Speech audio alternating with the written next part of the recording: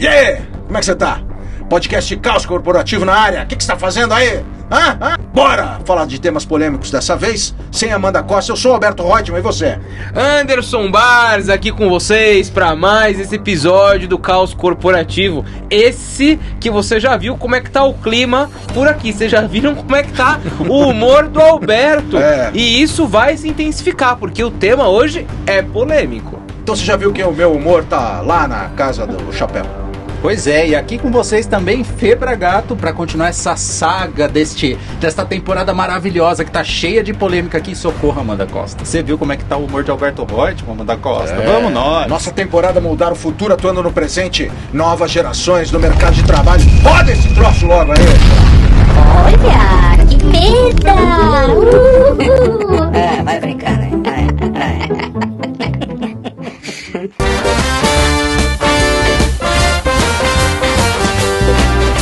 Você certamente já deve ter alguma opinião. A coisa que eu mais leio por aí, Anderson Barros e Felipe Bragato, é um monte de gente criticando a geração Z.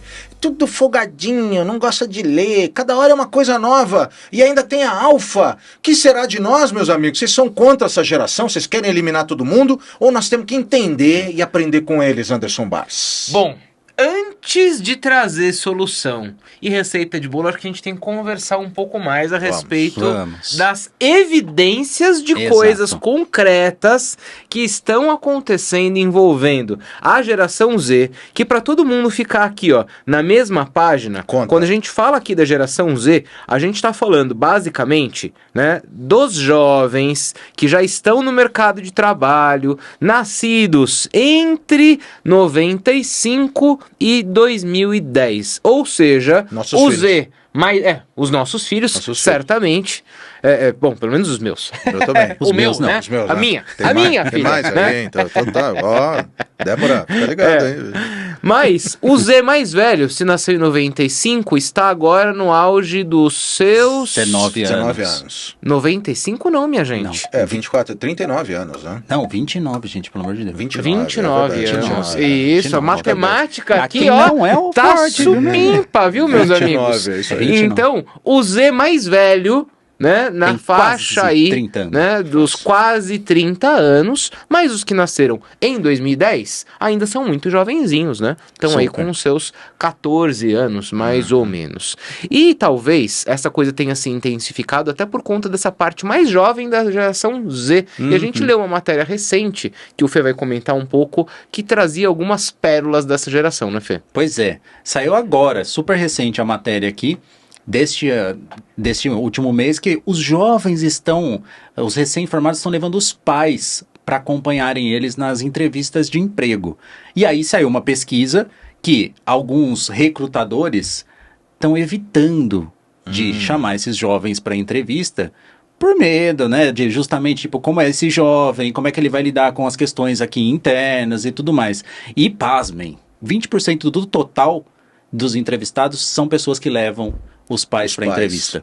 Ou seja... Meu Deus do céu.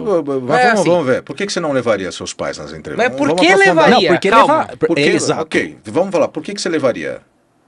Eu jamais levaria, Alberto. Pra que eu vou levar meu pai? Então por que você não levaria? Porque não faz sentido. Eu sou uma pessoa adulta, uma vez que eu já estou procurando emprego, quero ganhar meu dinheiro para ser independente, e vou fazer isso com o meu pai, com a minha mãe, né? Não é escola, é trabalho, é responsabilidade, é vida adulta. E o que tem a ver? Isso não é uma convenção social que a gente criou, que a partir do momento que você faz 18 anos você está preparado para a vida? E se a pessoa quiser levar os pais para dar mais apoio moral? Eu acho moral? que isso é um gap de formação, Alberto. Sabe por quê? É uma geração que está tão acostumada que dá qualquer encrenquinha. Essa é aquela geração que dá qualquer encrenquinha na escola e o pai e a mãe já vão lá, né?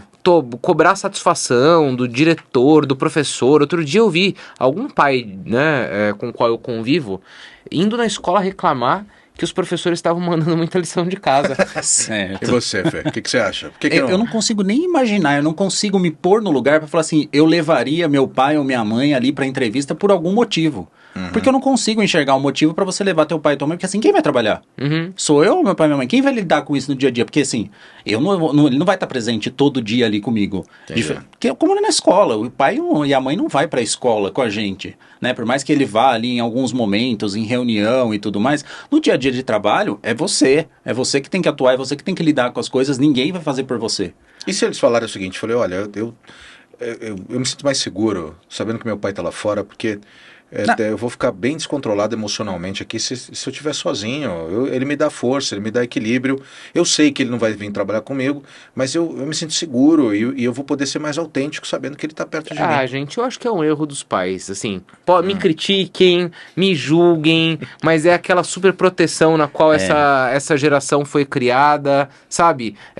Dentro de uma bolha em que eu conheço jovens dessa geração que sequer de transporte público andaram nessa vida, gente. Sim. Nunca pisaram no ônibus, nunca pisaram no metrô. Eu acho que eu teria um gatilho emocional vendo alguém chegando com os pais, assim. Mas qual seria a sua reação se você estivesse entrevistando alguém que chegaria com os pais? Eu acho que eu não julgaria, assim. Falei assim, tá louco, tá com medinho, tá trazendo papai e mamãe. Eu tentaria entender. Eu gosto de olhar do ponto de vista psicológico essas reações. Eu perguntaria, por que você trouxe teus pais? E aí eu avaliaria a resposta.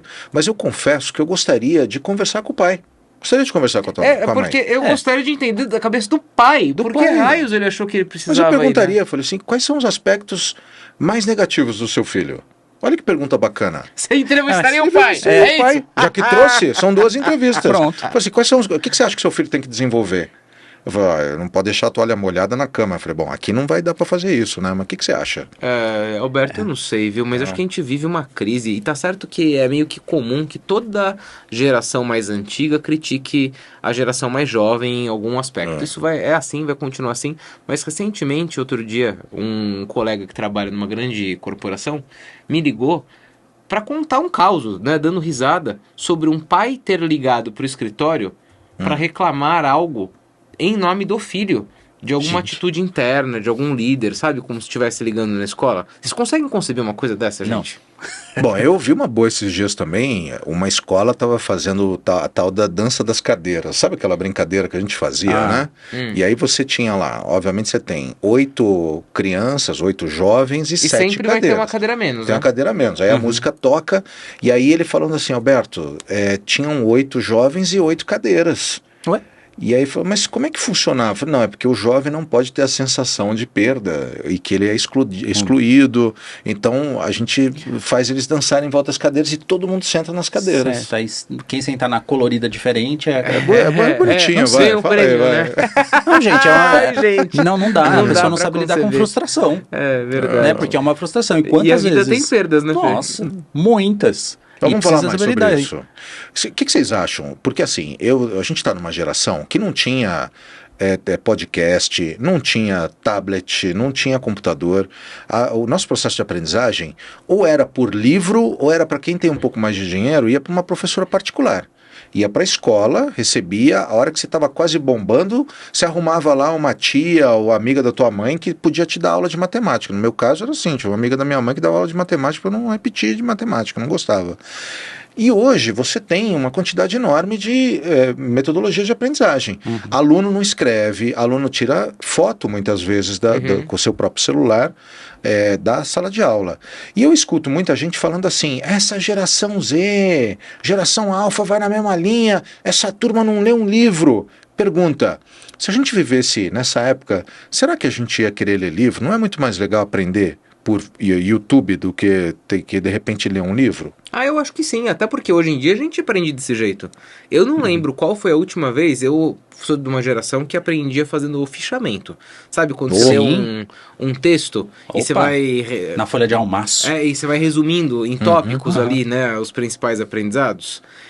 Hoje eu não faço mais, faz anos que eu não faço mais isso. Eu assisto YouTube, eu vejo videoaulas, eu já aprendo de um outro jeito. Então eu acho que para algumas coisas a gente tem que evoluir, mas sem perder coisas boas que a gente tinha no passado, como a nossa independência, né? E você, Fê? Eu acho que se eu tivesse a possibilidade também de ter aprendido só com o digital, que eu peguei ainda um pedacinho da transição, né? Sim. Quando eu tinha lá meus 16, 17 anos, foi quando surgiu, quer dizer, quando eu consegui ter acesso ao computador, né? Sim. Então, se eu tivesse como aprender com o YouTube, com o TikTok da vida, ia ser muito mais prazeroso, porque a sua atenção fica muito mais retida ali do que você ter que ficar olhando pro livro e tudo mais. Mas não critico, porque é isso. Eu acho que a geração que está chegando aprende de uma outra forma, a outra geração que vai chegar vai aprender de outra forma, e acho que é sempre uma transformação. Não vou nem falar de evolução, vou falar de transformação, porque vai se transformando o modo como a gente aprende, como a gente trabalha, e a gente tem que se adequando a isso. Até essas gerações mais antigas. Tipo, a gente precisa entender que as pessoas novas aprendem de outra forma, então as outras gerações precisam entender como ensinar para essas gerações também. Porque aí tem um gap de educação também. Boa. Uma coisa também que eu queria provocar vocês é algo que é bem questionador da geração Z e Alpha, que é com relação às expectativas do trabalho. A gente aprendeu a conviver com alguns dilemas de que, assim, entra na empresa, começa a trabalhar, se você for bom, um dia você pode ser promovido. Aí chega a geração Z e Alpha e fala o seguinte: o que eu preciso fazer para crescer na empresa? Me dá 3, 4 tópicos aí. E esse mercado de trabalho que eles estão chegando não está preparado para responder essas perguntas. Quem que tá certo? É que eu não sei se eu vejo isso, Roberto. Eu tenho visto particularmente nessas gerações e assim, com as pessoas que a gente conversa desse nosso mercadão aí de RH, que a gente fala de uma geração que olha para os seus pais que se descabelaram de trabalhar e não querem crescer. Sim. Eu quero fazer aqui a minha rotina, a minha função dentro do horário contratado, vai dar 5 horas, eu vou parar de trabalhar porque eu também tenho uma vida e não tem essa ambição. Não sei se eu vejo exatamente isso que você falou, né, deles quererem essa absoluta clareza do que fazer. Tem eu acho Faria que Limers, né, que são uma geração meio Z, quase entrando já na alfa, né? Mas é uma turma super jovem, tem uma questão de pouca diversidade, usa colete, é uma turma jovem, com 19 anos que está querendo montar startup, Andy, estão querendo fazer um unicórnio, tem de tudo aí, né? A gente nunca pode generalizar, né? A generalização nunca é positiva. Quando a gente pega, inclusive, questões, até eu estava separando essa informação aqui, de características da geração Z, a gente está falando aqui de uma geração pragmática, com consciência ambiental, são rápidos, são ágeis, ansiosos, têm bastante consciência, relacionamentos rápidos, empreendedores, autônomos e tolerantes. Então, trazem isso como características positivas dessa geração, né? No entanto, apesar dessas serem as características, a gente vai vendo esse montão de exemplos de comportamento que não é condizente com isso, né? E aí eu acho que essa geração, ela tem essa busca pelo prazer imediato, de ser muito rápido. A devolutiva precisa ser muito rápido, mas o prazer precisa ser muito rápido. E ela, a satisfação, o prazer dela tá ali em tipo, então eu não quero ser promovido daqui 1 ano, daqui 3 meses. Então talvez ele queira saber o quanto tempo ele demora para chegar lá. Ele não quer saber como. Ele quer chegar lá. E aí ele fica só em busca disso. Então ele quer muito rápido, né? Ela quer muito rápido. A geração quer muito rápido. Sim. Ele não quer esperar, ele quer que as coisas aconteçam muito rápido. Na geração Z, você está falando. Exato. Você sabe o que? Agora eu lembrei de uma conversa que eu tive com o meu chefe, Décio Sheida. Décio, abraço. O Décio era meu chefe, né? E aí eu lembro da área comercial que eu atuava, que ele falou assim para mim, ele fez uma promessa, né? Falou: Alberto, nós estamos em janeiro. Se você entregar esses números aqui até dezembro, provavelmente você vai ser promovido, tá? E aí eu lembro de ter feito a seguinte pergunta para ele. Falei: tá bom, se eu der o jeito de entregar todo esse número aí até abril, você já me promove em abril? Aí ele lançou o Veja Bem. Não, Veja Bem, a gente... Essa é a questão. Dado que o tempo vem sendo ressignificado, a faculdade, por exemplo, quem te disse que você tem que fazer 5 anos de faculdade? Eu queria fazer em 3. Daria um jeito de estudar de noite, pegaria o diploma mais cedo. Mas alguém criou uma convenção dizendo que tem que ser 5 anos. E o meu processo de aprendizagem eu achava que era mais rápido, e é de fato. No trabalho, por que as empresas têm que ditar que você vai ter que cumprir em 1 ano? Por que o ano fiscal tem que ser o mesmo período do ano da avaliação de desempenho? Se eu tiver um desempenho extraordinário em curto espaço de tempo, eu não deveria ser promovido? Eu acho que a geração Z está certa nesse sentido. Escuta, amigo, esse aqui é a tua meta. Se fizer antes, eu te recompenso antes. É que eu acho que as empresas não estão preparadas para isso a partir do ponto de vista, Alberto, que tem regra, que tem processo, que tem gestão de orçamento. Então tem essas coisas que não são, né, em grandes organizações, fáceis de manejar. E esses modelos eu acredito que não tenham sido criados ainda, para que o líder tenha essa autonomia de reconhecimento tão imediato. E eu não acredito nesse desenvolvimento tão rápido. Sabe por quê? Um determinado resultado você pode entregar no curto prazo. Agora, as pessoas não podem ser reconhecidas única e exclusivamente pelos resultados pragmáticos entregues. Também tem todo aquele conjunto de habilidades socioemocionais que são fundamentais para que a pessoa se desenvolva. Isso não é, né? 9 grávidas não fazem um filho em um mês. Em um mês, né? É verdade. Eu peguei essa parte da transição aí também e eu não fiz a faculdade de 5 anos, nem a de 4 anos. Você tinha opção? Ou era obrigatório? Não, eu tinha opção. Você tinha opção? Eu fiz tecnólogo. A minha primeira foi tecnólogo. Mas eram 2 anos? 2 anos. Mas se você quisesse fazer em 1, você conseguiria? Não, então, não conseguiria reduzir. É isso que eu acho que é ruim.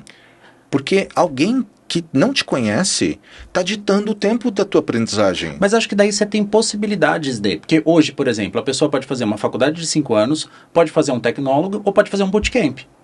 Que ela vai fazer um negócio de tipo 1 mês. Vai fazer a mesma coisa que a pessoa de 5 anos e que a de 2 anos? Não, mas elas podem atuar com atividades ou funções diferentes também. Então, eu acho que você consegue ter esse poder de escolha, pelo menos hoje. Agora, reduzir este tempo de formação em cada uma dessas modalidades, aí eu já não sei se eu concordo. E a gente tem até questões legais aí, Alberto. Sabe por quê? Porque você tem um MEC, quando você fala de uma faculdade, por exemplo, você tem um MEC que te coloca lá uma determinada carga horária, normas, né? que eu acho que você precisa cumprir. Eu também acho, mas é o que nós temos hoje, né? É uma pena. Mas hoje, para você tirar um diploma universitário, está submetido a determinadas regulamentações, né? Vamos falar de dress code. O que vocês acham? Dress code da geração Z, dress code da geração alfa que a gente vê. E aí a gente olha aquelas empresas cheias de comando e controle, muitas ainda usando terno e gravata.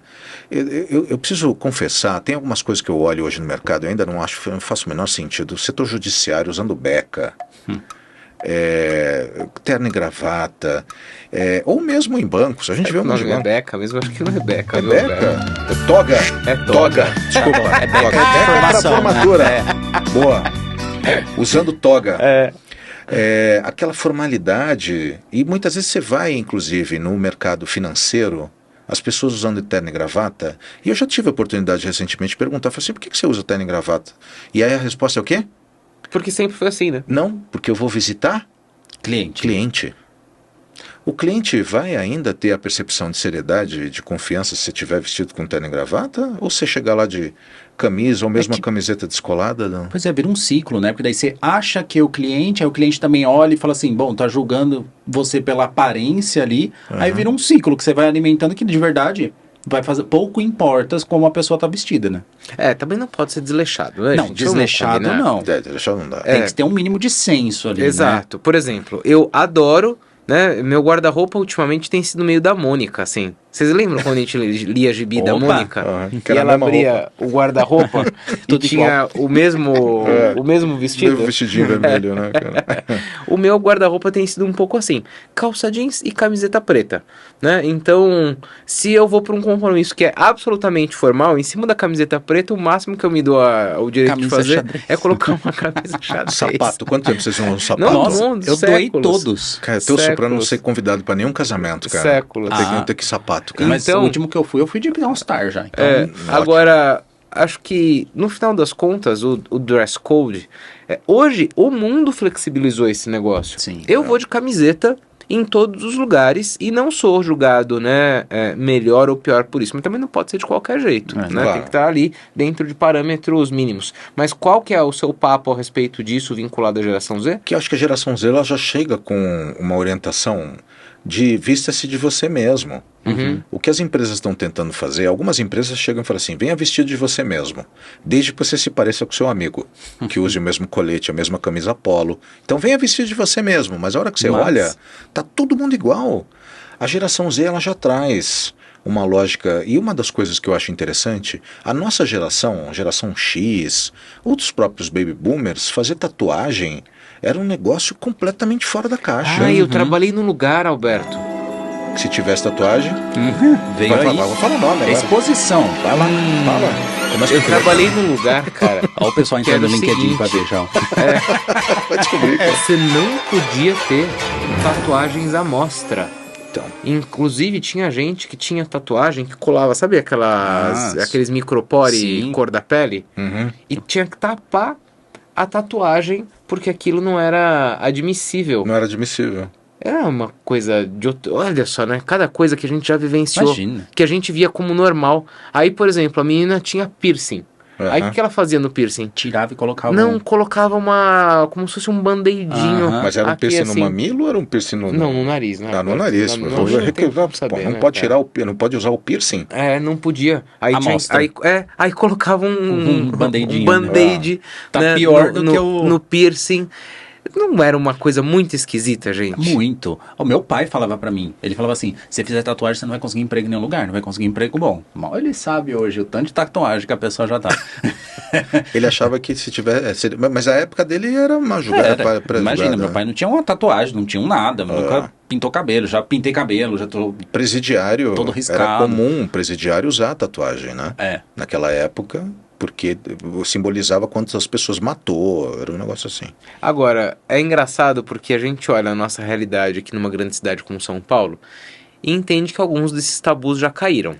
Só que não. Só que não, gente. Não, cara. Imagina. Eu fiz uma viagem recente, passando por umas cidadezinhas de interior, assim. Tava em Goiás. Passando por cidadezinhas muito pequenas, né? E eu faço parte de grupos de motociclistas. E qual é um símbolo muito comum entre os grupos de motociclistas? Caveira. Caveiras. Sim, todo mundo é igual. Exato, porque a caveira simboliza a igualdade. Independente de posses, de patrimônio ou qualquer coisa, todo mundo, né, no fim, vira uma caveira. Caveira é símbolo de igualdade. E eu tava com uma camiseta, né, que representa lá o grupo de motociclistas do qual eu faço parte, que tem uma caveira enorme aqui na frente. Aí, em um dado momento, numa cidade de interior, eu tô andando de um lado, né, da calçada, e vinha vindo uma senhora do outro lado. Meu Deus. Sabe o que ela fez, Alberto? Já começou. Não vai me falar, que ela fez o sinal da cruz. Não, ela atravessou, cara. Ela atravessou como se eu fosse né, um ser, entidade, né, completamente alheio àquele ambiente. Ela atravessou com medo porque eu estava vestido de camiseta de caveira. Mas isso acontece comigo também. Quando eu chego nas portarias dos prédios e falo, o senhor representa alguma empresa? Eu falo assim, Escola do Caos. Pronto. Aí elas perguntam assim, o que é? Aí eu falo assim, a gente faz rituais satânicos. Meu Deus. Só para ver a reação das pessoas. A Escola do Caos pratica, né, rituais de exorcismo, aí a pessoa olha, me analisa, aí eu dou risada e conto a verdade, né? Fala, ufa, ainda bem. Outro dia eu tava com a Amanda, inclusive, e a gente tava explicando pra alguém. Agora eu não vou lembrar onde que era, acho que era uma recepção de hotel, qualquer coisa que o valha. Aí a Amanda, brincando, falou, né? O caos que habita em mim habita em você. Aí a pessoa que tava do outro lado falou qualquer coisa de cunho religioso, assim, eu tipo, sei. Deus me livre. Foi no aeroporto. Foi no aeroporto, verdade. O que a moça falou, você lembra ou não? Putz, eu não vou lembrar. Crê em Deus Pai. Mas foi alguma coisa nesse... mas foi alguma coisa nessa... religiosa. Nessa linha, tipo, assim, me proteja, sabe? Tipo... A gente desviou. A gente tava falando da tatuagem no segmento alfa. Não, imagina. A gente já desviou o assunto. 200 mil vezes. Tá parecendo a Wikipedia. O que tem aí na bebida de vocês? Aqui tem cachaçinha. Mas ó, esse negócio da vestimenta, do dress code e tudo mais, a gente foi falando, eu fui lembrando que isso de novo é uma coisa que vai se repetindo. Eu estudei em escola que é isso, não podia usar, o menino não podia pôr brinco. E aí eu furei a orelha, e aí o que tinha que fazer? Tirava o brinco ou colocava o micropore em cima. Nossa, ninguém sabia que você tinha um brinco então, né? Na escola. E menina não podia usar calça. Se quisesse usar calça, tinha que pôr a saia por cima. Agora, minha pergunta a respeito disso é o seguinte, e hoje quando a gente olha para o passado, pareciam coisas tão bizarras. Será que daqui a alguns anos, quando a gente olhar para este momento presente que a gente está vivendo, tem coisas que a gente replica sem pensar que são tão bizarras quanto? Eu acho que esses dias eu falei isso num congresso, quase me mataram, né? A gente come carne, a gente replica. E num congresso, estava do lado até do Leonel Andrade. E E aí eu comentei, falei, eu acho que daqui a uns 20, 30 anos as pessoas vão falar assim, olha como eles eram bárbaros lá em 2024, eles matavam animais e comiam a carne deles. A hora que eu falei, teve uma bancada ruralista que levantou e virou as costas lá.